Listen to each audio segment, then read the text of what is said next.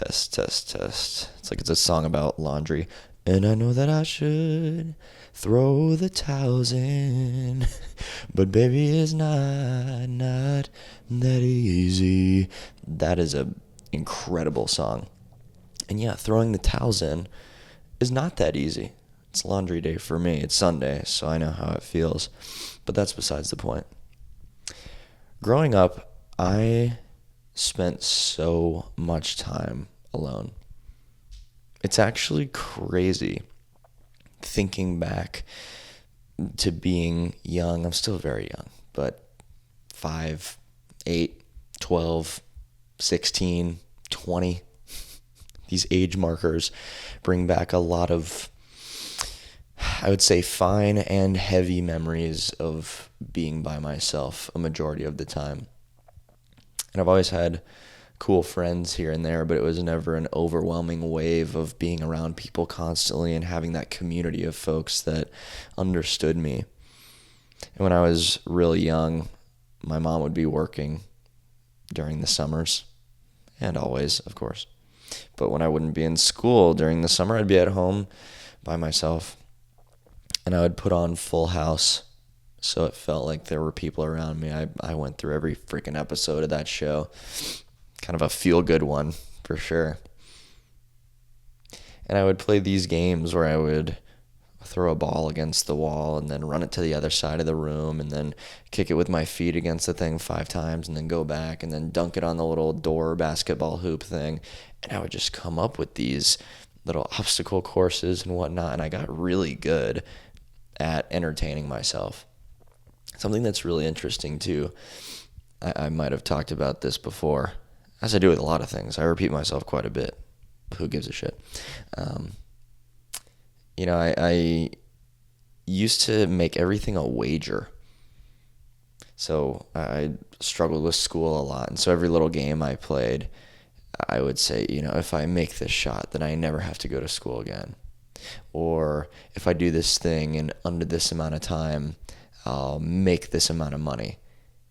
And what it really felt like was just a desire to escape, a desire to be saved from the things that I felt, including the loneliness.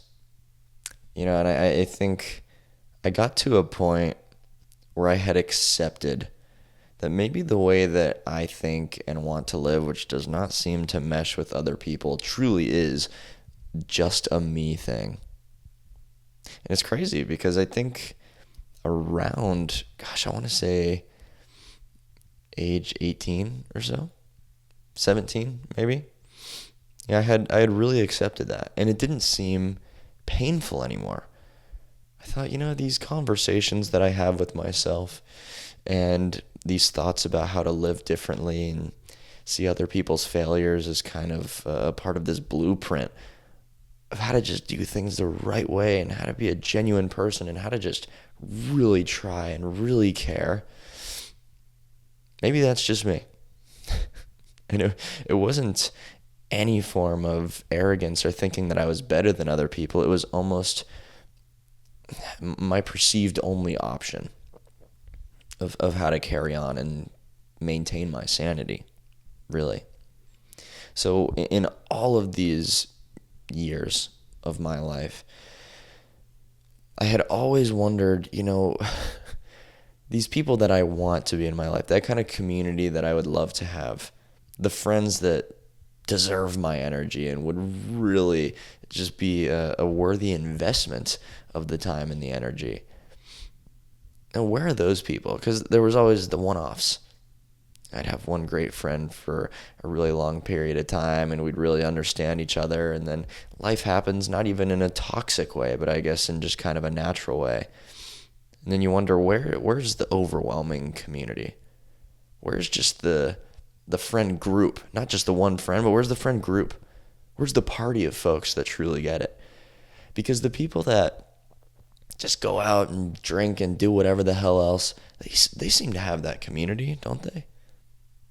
They seem to have that feel of just a wave of people that gets it. And I suppose when you live on kind of a low frequency, getting it maybe isn't that hard to come by. but it still feels like no one's there when no one's there, and it still feels like, man, there are people there when other people seem to have people there. Of course, not every person is made made equal, I guess, in the eyes of spending energy.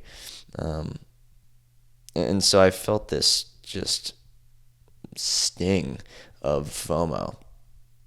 Always. I was always jealous of the kids that lived really close to my elementary school, because they seemed to just know all the neighborhood kids, and the playground and the park and this spot and that spot were right close by, and everybody plays together and hangs out. And I was, I don't know, a 15-minute drive from the school. No friends in the neighborhood. 25-minute drive to the friend's house if I can possibly coordinate that on the weekend, given that I'm working the entire week to make sure that I have a free afternoon, a free weekend every single time. Oh, but this person's got homework. Oh, this person forgot to do their chores. Oh, this person forgot to do that. And I'm thinking, damn, man, when will I get to have that kind of fun? And again, this FOMO is almost this existential kind of thing, because I wanted those kinds of friends, and at the same time, it felt impossible. Genuinely, it felt impossible that those people would ever make their way into my life, because I thought, all right, well, I definitely think I'm a fun person. I definitely think that I can do a lot of cool stuff. I definitely think I'm worthy of having a bunch of friends. It wasn't this thing of, oh, I'm such a piece of shit. This is why I don't have anybody. I thought, man, I kind of deserve friends. No, I kind of deserve that sort of community. But where is it going to come from? I don't think thin air is the answer, but it seems like that's the only thing I can really bet on.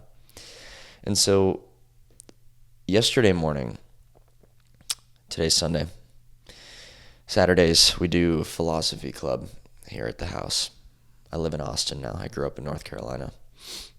So what yesterday morning looked like was, I want to say about 15 friends, some of my absolute favorite people, talking about some of my favorite topics at my house. So there's a pretty big gap there. How do we go from most of my life growing up until about 23, 24, to where I have, what was I even saying? I kind of just had this whole vision in my mind. I forgot what I was saying. How do I go from, the growing up, not having the community that I want, not having the friends, spending so much time by myself, to something like philosophy club on Saturday morning, where 15 of some of my favorite people are there talking about some of my favorite stuff. It's not revolving around any of the bullshit, cultural, drinking, drugs, degeneracy kind of stuff. How the hell did that blessing come about? So I made this little video yesterday, because I was thinking about this pretty heavy. It'll be an Instagram form, so if you want to go check out the super watered down and glossed over version of the story that you're listening to right now, I guess you could check out my Instagram. But I think you guys know that I'm a bit partial towards long form, because I like to tell the actual story. So I made this little video, and I said, I was on a walk around the neighborhood, and someone stopped me and goes, man, how do you have so many cool friends? And I go, what? How did you know I have a bunch of cool friends? I'm confused. And it turns out the person that asked me that question was my past self, right? So kind of illustrating just this conversation with that past self of mine, that felt like maybe it would be impossible to cultivate this kind of community and friendship.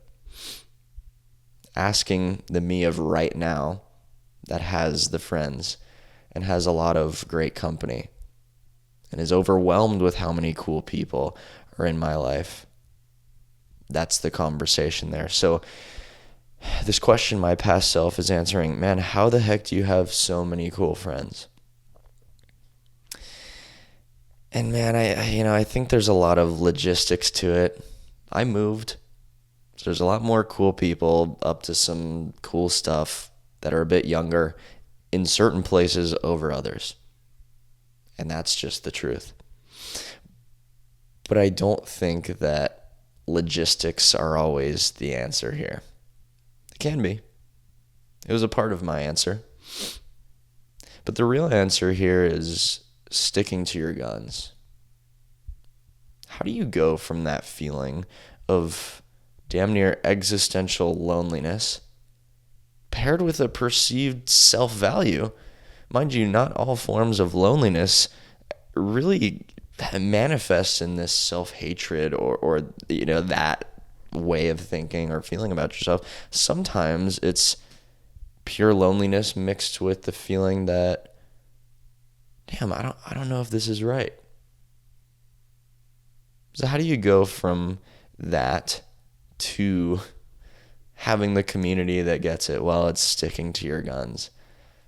There's no place you can just go and say, oh, come here, friends. Unless maybe you're super religious or something, you go to church and there you go, it's kind of handed to you. But in my case, there was never a certain hobby or certain ideology that encapsulated the kind of people that have an open and critical mind that I want to spend time around constantly. So it wasn't so easy. So the only real answer I can give here is sticking to your guns. Now, I mentioned how much time I spent by myself. You can spend time by yourself in a lot of different ways. You can spend time by yourself trying to find a way out. Ooh. That's a form of running that you can never quite master because you can't outrun yourself. Something I recognized very early on is if I'm going to be stuck with me, I better make this a positive thing. Because if it's a negative thing, gosh, that seems like the scariest thing possible because I am quite literally the only thing that I can never get away from. What do they say? There's only a few guarantees in life. Death, taxes, and I feel like there's usually a third one that people add on. So I'm going to add a third or fourth one. Yourself. You can never get away from yourself, no matter how much time you spend on your phone, no matter how much time you spend looking in the pantry for the snack that's going to take you away from yourself, no matter how many movies you watch, no matter how many friends you surround yourself with as much as humanly possible, no matter how much you bribe people to give you their energy. Never quite works. And you see people with the most resources humanly possible fabricate a life that is full of distraction, and they never ever have to truly face themselves because they make sure that their mind is taken away from the moment with themselves, and still it comes crumbling down. Why the hell is that? Well, you can't get away from yourself, so you might as well make that a beautiful and healthy and positive dynamic. And there are absolutely ways to do this. I guess in a shorter form than I usually talk about this topic. The formula for respecting yourself would be treating yourself respectfully, making and keeping promises, meeting the expectations you set, because you meet the expectations that are set by people you respect. When you mirror that to yourself, you end up respecting yourself. So fundamentally speaking, I almost want to say that that's the first step if you are in that position of being by yourself a lot. I struggle with this because I think oftentimes we try to rationalize the way that we do things to make ourselves feel good. And for me, I spent a lot of time by myself, and then I want to turn that into a positive story instead of tell myself into a shitty story. And so that situation kind of being handed to me, and of course me playing into it in certain ways, I try and make sure that kind of works in my brain. Okay, here's why I did it, and it makes sense. I want to rationalize that. And I think, argument can still stand pretty well, but at the same time, would it be so bad if our societies were a little more like a village, and you grow up and you have a bunch of people around you that care about you and know you, and everybody's close, and there's something to that. I don't know, maybe that would be better than my loneliness path and really learning amazing self-respect and whatnot. But for the modern world, I don't think there's a lot of village mentality going around. And I think a lot of people are starting to realize that that would probably be a really healthy thing and kind of get back to that. At least a lot of my friends and whatnot have a similar view, and saying that, oh shoot, I just kicked the shit out of my desk. A lot of people I spend time around have those ideas and think, yeah, you have a bunch of really cool friends, and then everybody has kids and their families, and then families kind of gather, and the kids interact and freaking homeschool each other and that sort of shit. It sounds pretty sweet. But I didn't have that version growing up. And I don't think a lot of people have that version, perhaps even right now. Because you might be listening to this going, damn, I'm in that time period where I don't have the people around me. And it seems impossible that they would ever actually be around me, because I go to the same place every day, or same places every day. I do the same things every day. I see the same people every single day. Where are they just going to magically appear out of? So working from this standpoint of building an incredible foundation of liking, loving, and respecting yourself, and then being able to take that into the relationships that you eventually find, it's a big deal. And genuinely, I mean, this is kind of conceptual here, but how do you find the people that you would love to be around? You become the kind of person that you would love to be around. It's not going to feel exactly the same. Maybe a conversation with yourself damn near sounds like a different language. I know sometimes it does for me, but there is still a relationship there, and it's one to really nurture and take care of. Because when you can have this really strong sense of self, this is pretty synonymous with confidence, if it's truly genuine. When you can take confidence and you can go outward with that, and you can meet people and show an authentic version of yourself. You know how to take the ideas that are in your mind and communicate those things. It's very powerful, and it's very different to build friendships based on that versus leverage. Because I feel like people feel the need to act in order to get friends and community and really be a part of something, and think in a general sense what most folks do. They go out and they drink and they party because it seems like the only option. And I've never drunk alcohol guy. I've never smoked anything guy. I don't do that shit. But at the same time, I can see exactly why people do that shit, because it is so hard to be alone. The potential to just have people around is way more enticing than just spending time with yourself one more freaking time, and just enhancing your ability to exist in that. The noise is attractive.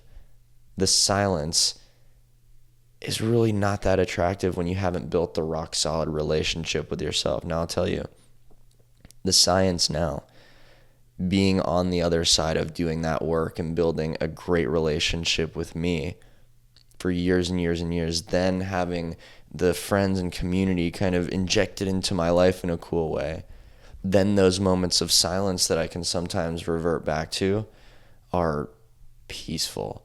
It's amazing. The time spent by myself is absolutely not a negative. But again, this comes from being able to build relationships. Well, I'll build the relationship with you, and then the relationships you build externally are based on a pretty damn solid version of yourself.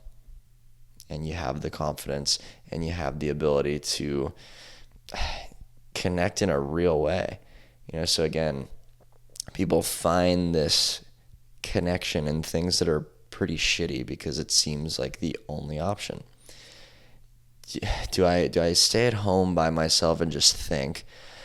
Or do I go out and drink and have a bunch of people around me and feel busy and not have to think about these deeper questions of, is this it? Is this all that life and friendship has to offer me? Because that's a painful question to ask when it feels like the answer is, yeah, this is it. Nobody wants to hear that. And I think those moments of silence for somebody that is in kind of distraction mode, it's going to present that sort of stuff. And that's a pain. So again, I can totally understand why people seek the external distraction in a way. Now, this idea of stick to your guns, God, it applies across the board. If you want to do things kind of the right way, I'll put air quotes around right way here.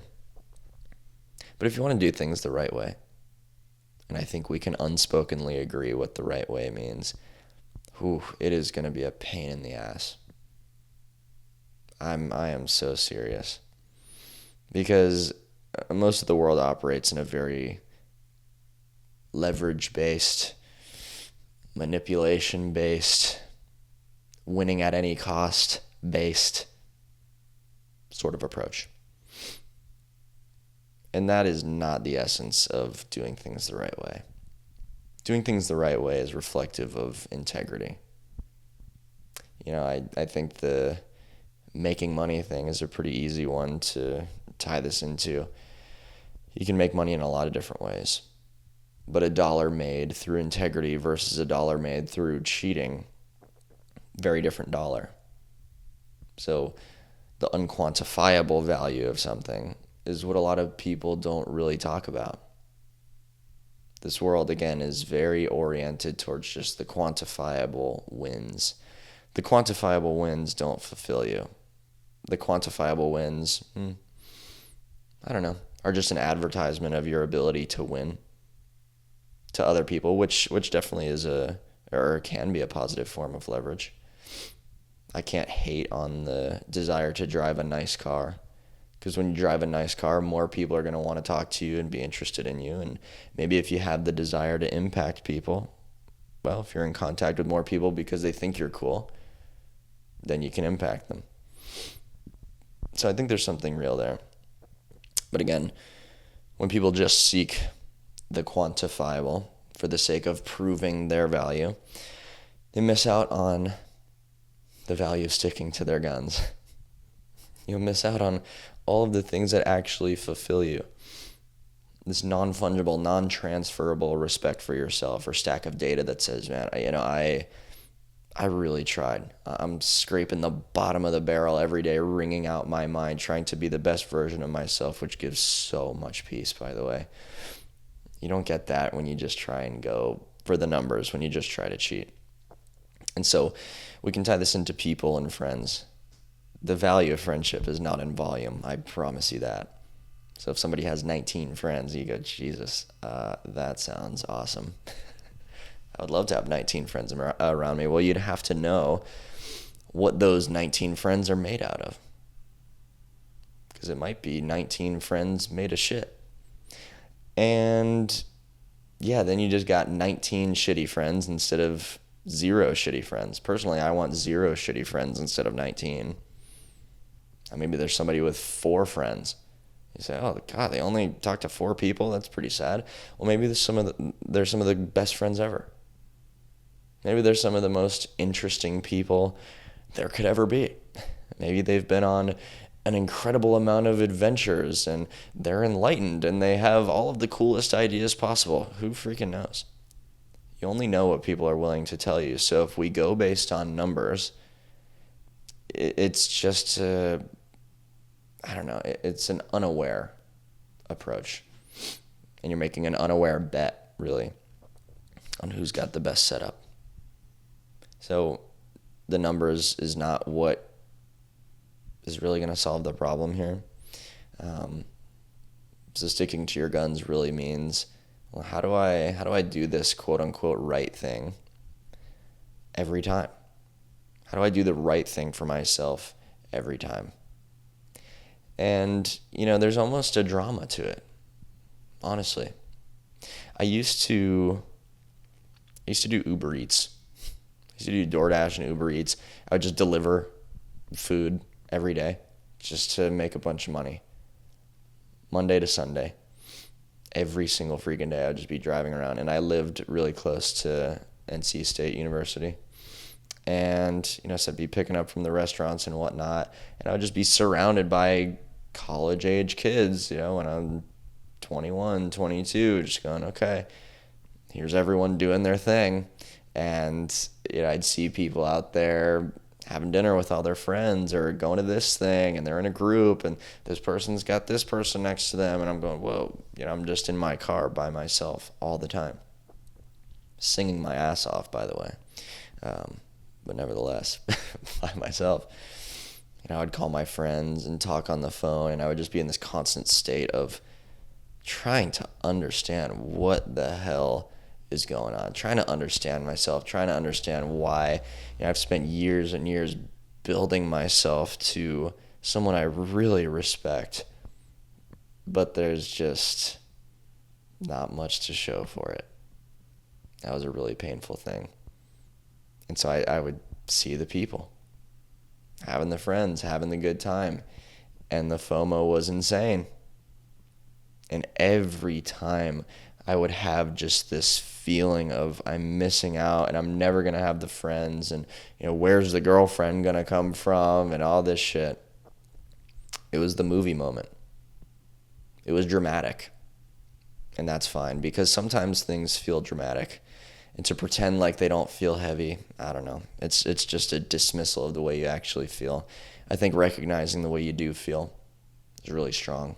And then allowing your logical mind to do the decision making for you is usually the best path. So I felt this drama, man. It was so heavy, and I'd be driving around just wanting to break that steering wheel out of the damn car, because the frustration and the sadness and this fear of missing out, it was so strong. But there was a hint of something positive. And once again, it comes back to this idea of sticking to your guns. I was sticking to my guns. I had to remind myself that I didn't go to college for a reason. I knew that environment, the culture around that's not what I wanted. I didn't want another distraction. I wanted to be right here with myself, figuring this shit out, and taking a painful amount of ownership, to be honest with you. And I knew that in those moments, I would be in a position like I'm in today, thinking back on those times, talking about them, reflecting on them, maybe on a podcast, maybe with someone listening to it. And if you're listening to this, I suppose you're part of my dream come true. So what a cool thing.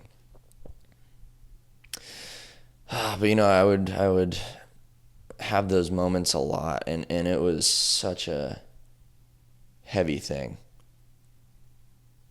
to feel that emotional trench in a way, and then also reach out the hand and pat myself on the back and go, okay, come on, it's all right. That kind of thing to me is really powerful. And I think going back to this question I mentioned earlier, where my past self said, man, how do you have so many cool friends? It's moments like that. Okay, I think you could, again, label this as a little bit dramatic, but if you know the emotion I'm talking about, if you know the constant cycle of that feeling of loneliness that I'm talking about, maybe it doesn't feel dramatic to you. Maybe it feels pretty damn accurate. Because sometimes when you're struggling with something, you feel like you're the only one. And I think in this case, there's absolutely no way I'm the only one. So the drama, it's there. And you can use that as fuel to stick to your guns. You can use that as a powerful reminder of exactly what it is to be a human. Because the easy way, quote unquote easy way, the easy way in the moment would be to just let it all go. Let the standards, let the integrity, let the deep and critical thinking just go and mesh, right? Mesh with everybody else. Have the company. Have the friends in volume instead of friends in quality. Distract yourself. Drink whatever the hell, smoke whatever the hell, do the things so that your mind just can get away from you. And then you'll find yourself running a race that you cannot win. So what stick to your guns means is a lot of things. But when it comes to making friends, building a real community, feeling like, wow, some people actually get it, really, it's the only path. Really, the sticking to your guns and the self-certainty and confidence that you can build and overcoming those dramatic moments. How else? How else are you going to build that community? I mean, other than just quitting and losing yourself. I don't think you want to lose yourself. And I can speak from confidence and experience and gratitude in saying that, the courage of my past self gave my today self quite the gift. And every time I get to spend real time with my friends just playing games or something, or, we all went to this little grocery store last night, and just to be able to look around and not even always have to be the one talking or making the joke, which, I do a lot, but last night there were a few moments of just kind of looking around. One sec.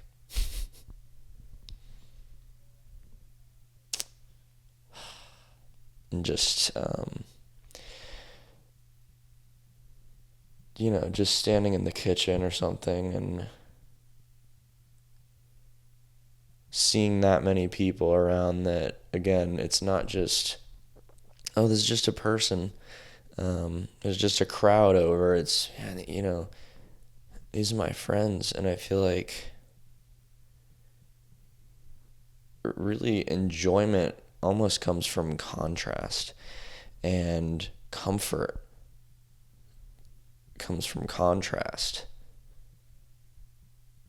and achievement comes from contrast.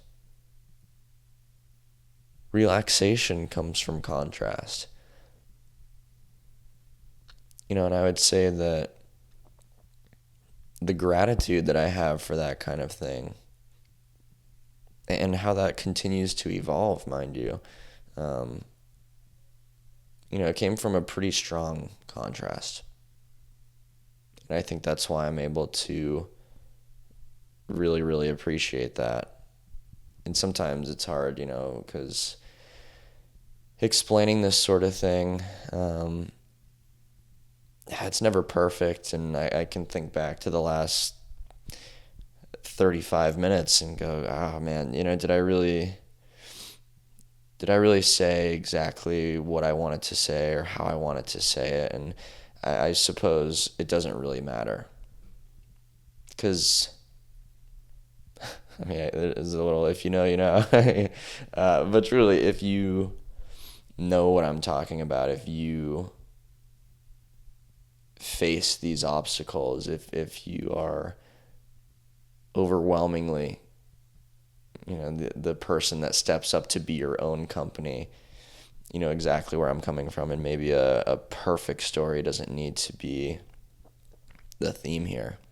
Because I think just through this experience, you can kind of fill in the blanks. But if this podcast can serve as anything, I truly hope it would be a reminder.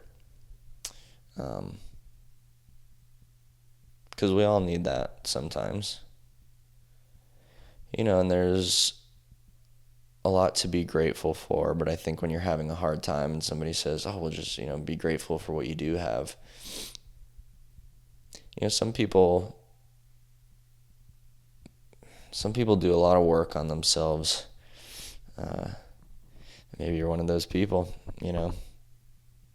Maybe you just think constantly, and maybe you realize that, you do deserve more, because that is a possibility. I think there came a time in my life where I said, I deserve to have people that get it. The questioning ends, and you can conclude, I deserve friends. A little bit poetic there by accident. So if you're in that place, stick to your guns. Because I think that might be the only path. It is difficult. It can be heavy. I think it is all the time. It's not always easy to even explain to people why it's so difficult, but maybe you don't even need to. You can save that for your conversation with yourself. But yeah, when you stick to those guns, it gives you some pretty cool outcomes. And don't feel the need to rush to them. Because people say life is short, I'd say it's pretty long. And you definitely have time. Sticking to your guns is kind of the assurance. Taking the easy route, I would say, is also an assurance in the complete opposite direction. And I know that the only reason you have a hard time with this is because you want the thing that I'm talking about. And when you stick to those guns, consider it yours. So, a little bit of a different path today for the podcast. A lot of pauses in between my words, more than I normally do, which I do quite a bit. I don't know. I don't want to be saying and and whatnot, but sometimes I got to think for a damn second, okay? Give me a break. For a long time, I thought I would maybe be the podcast guy that just never stops talking and just has something to keep going with it. It just has that sort of rant style. I sometimes do. But not always, especially when I'm reflecting on something like this. But nonetheless, or nevertheless, what the hell is the difference between those two words? I don't know. Out here trying to sound like I'm smart. But or nevertheless. I hope you enjoyed this. I really hope you can walk away from this with, a new perspective, a better perspective, a more hopeful perspective on sticking to your guns, because it'll do something for you. Not the normal, here are the 5 ways to have an unbreakable morning routine, which all of it's tied together, to be honest with you. It's all a form of sticking to your guns. It's all part of the same message, the same theme. And that was 40 minutes long, and I don't know how the hell that happened. But if you enjoyed listening to this, you can subscribe if you're watching on YouTube, so you don't miss next week's. And you can comment what you thought. I know somebody out there is hearing this thinking, yeah, that's me. So let me know. I know how you feel. If you're listening on Spotify, you can rate the show 5 stars. So that'd be really cool. Tells other people that, hey, this guy might have some good things to say. Maybe. And comment on there as well. I'd absolutely love to hear from you guys again. The fact that somebody is listening to this, again, if you're hearing my voice, that means that is the case. Dream come true. So how cool. If you want to subscribe to my newsletter, you can do that. I send out 2 every single week. I talk about very similar things, except it's just in typed out form. So if you like to save little quotes and whatnot, or copy some things down into your notes, that would be a great format for you. And I enjoy deep diving in that format every once in a while too.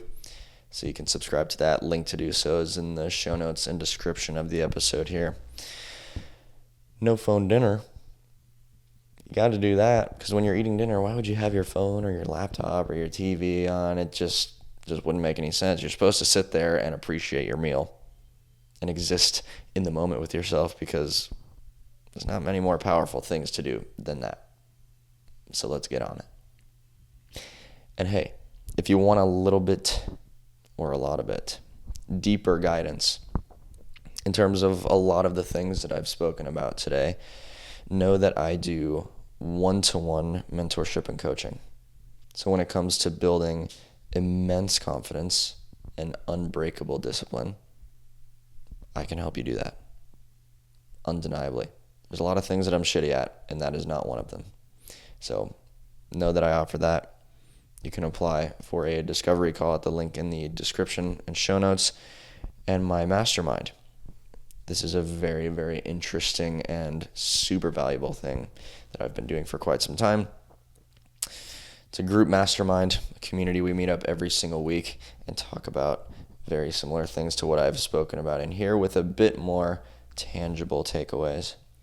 Weekly lessons. I have hours and hours and hours of instructional videos built into the community. Super powerful resource. So if that is something that you'd be interested in joining, same goes for the link to that. Show notes and description. And I think that's all I've got for us. I hope you have an absolutely incredible day, and I'll see you on the next one.